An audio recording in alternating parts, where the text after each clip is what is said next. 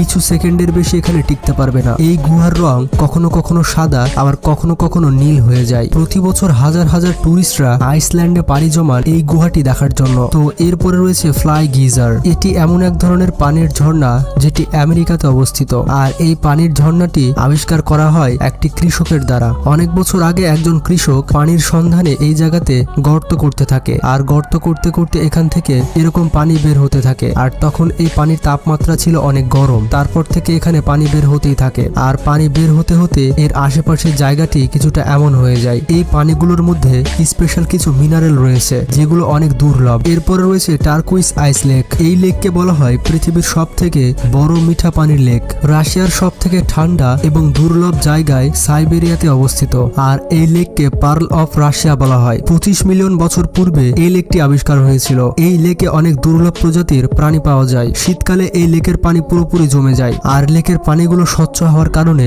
বরফের নিচে আপনি 130 ফুট পর্যন্ত দেখতে পাবেন। শীতকালে অনেক মানুষ এখানে আসে আইস স্কেটিং করার জন্য। তো এরপরে রয়েছে লেক ন্যাট্রন, তানজানিয়া। বন্ধুরা, আপনারা রাজা মিডাসের কথা তো অবশ্যই শুনেছেন, যেই রাজা যেটাই ছুতো সেটাই সোনা হয়ে যেত।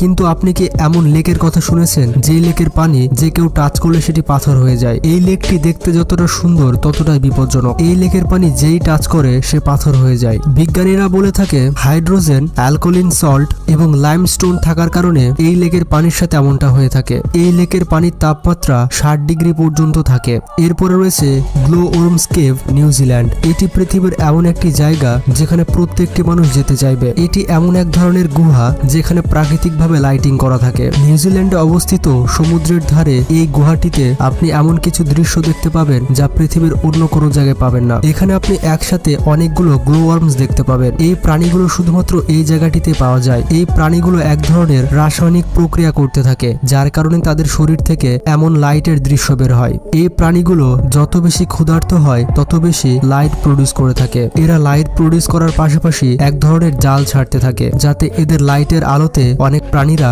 তাদের এই জালে ফেসে যায়। তারা বেসিক্যালি এমনটা করে তাদের শিকার করার জন্য। তো এরপরে রয়েছে অ্যাব্রাহাম লেক। এই লেকটি কানাডাতে অবস্থিত।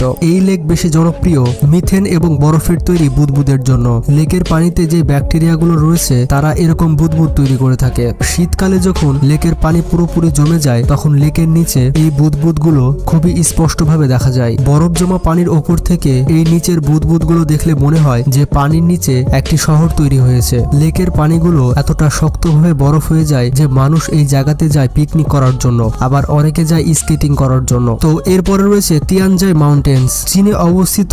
এই স্থানটি আপনি প্রথমবার দেখলে মনে করবেন যে কোনো সায়েন্স ফিকশন মুভি